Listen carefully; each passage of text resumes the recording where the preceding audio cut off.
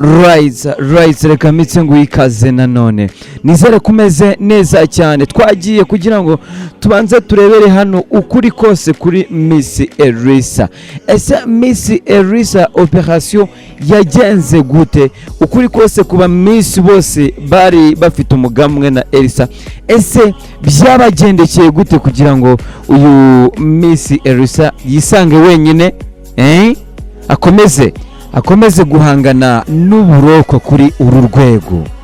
Hanyuma uribuka Miss Elisa ibyaha yarakurikiranyweho byo guhimba inyandiko, ariko burya abamisi batandukanye bagiye bafatanya uyu mugambi bo bari benshi ahubwo icyaje kuzamo twakomeje gutekereza tuti se Miss Elisa kuki nta rukundo yigeze agaragarizwa igihe cyose yari yatawe muri yombi? Ntago twigeze tubona post z'aba Miss Instagram and everywhere.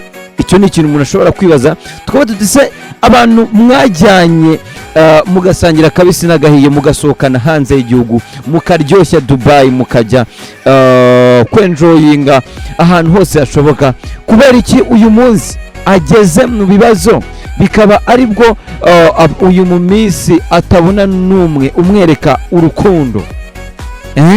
Ibyo byose nkaba ngiye kubigarukaho, tukaza kureba ese abandi bakobwa cyangwa bagaragaje inyandiko zabo zemeza ko nta hohoterwa bakorewe na Prince Kid, bo bari babyemeranyije bajya gukora kiriya kintu, baje kumusaba, baje gukora iki kugira ngo uyu mu Miss 2017 bamwisa Miss Elisa yongere agaragarizwe yuko ashyigikiwe, kandi kuko nkuko bari bamwijeje ko bari tayari kugira ngo uyu Kid arenganurwe, bo bakoze iki? Wibuke neza cyane amabaruwa yagiye hanze arimo ya Miss n'ubundi uyu Elisa, akazamo Miss Muheto n'abandi bakobwa batandukanye, ariko akaza n'indi ngo yibanga ivuga ko uyu Miss Elisa ari we wakomeje kugenda abahatira kwandika ndetse no gushimangira ko batigeze bakorerwa ihohoterwa, ariko nabo barabyemera. Ati ngiye kanaka ndemeza ko muri Miss Rwanda nta hohoterwa nigeze nkorerwa mbere na nyuma, kandi ndashimangira ko ibyo nari nemerewe byose nabihawe. Twabonye ya Muheto, tubona uyu Miss Elisa n'izindi zagiye zijya hanze nyuma yuko yamaze gutabwa muri yombi.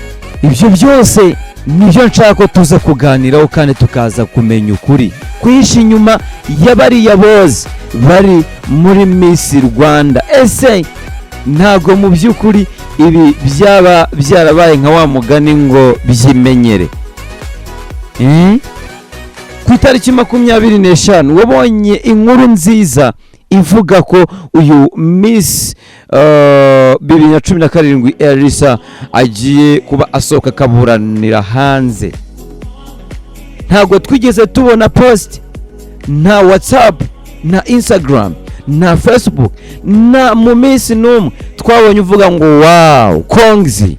Nubwo benshi nagiye mbona bavuga ngo burababigize ibanga bagira ngo bazafete cyangwa bishimane bakora umunsi mukuru yasohotse, ariko abantu utigeze ubona ku munsi w'iburana ry'uyu mu Miss, abantu ntubabone ku munsi uyu mukobwa yajeho yagiye hanze, uzababona ryari? Icyo ni ikintu uri bwibaze kandi ukomeza ukagitekerezaho. Uyu Miss Elisa arasa nkaho ari ishuri yararimo, nkuko byagaragaye akimara gutabwa muri yombi. Usibye mama we twabonye nk'umubyeyi nyine, of course ntabwo yari kubura hariya cyangwa agaragaza amarangamutima, ariko mu bamisi bose basangiye, mu bamisi batemberanye, barijyanye ubuzima nkuko amafoto yagiye abyerekana, nta numwe wagaragaje reaction. Wibuke neza kandi uyu Miss Elisa yaramaze kwitaba urukiko inshuro zingahe? 2. Nta mu Miss wigize agaragara hangaha. Ibi ngibi bikaba bisobanuye nanone neza ko Miss Elisa agomba kongera kumenya iki kintu. Wenda reka mwibutse ibyaha yarakurikiranyweho. Hari icyaha cyo guhimba inyandiko, hari icyaha cyo koshya, ikindi cyo kwiyitirira inyandiko zitari zo. Ese koko aba bakobwa ko batarasuye Miss Elisa yaraboheje? Ni Elisa waboheje kugira ngo bandike ziriya nyandiko, hanyuma namara kugera hano muri kasho nibo batangire bamutererane?